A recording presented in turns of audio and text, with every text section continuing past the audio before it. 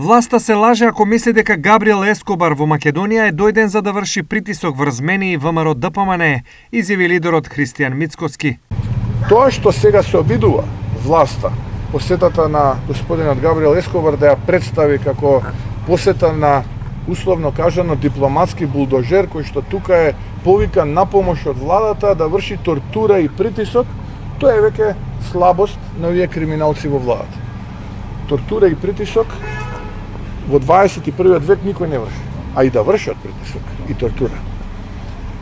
Тогаш одбрале погрешни соговорници. Во однос на вчерашната изјава на Ангела Агелар, амбасадор на Соединетите Американски држави во Македонија, дека уставните измени се одлука на народот, Мицкоски изјави: Апсолутно се слагам со изјавата на амбасадорот Агелар и граѓаните се тие кои што се суверен во оваа држава и тие треба на избори кои што би се случиле час поскоро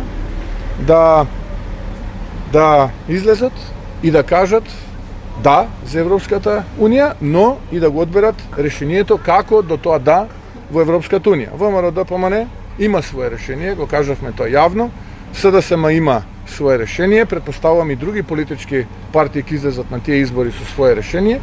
Граѓаните се тие кои на тие избори ќе го дадат и ќе го кажат својот став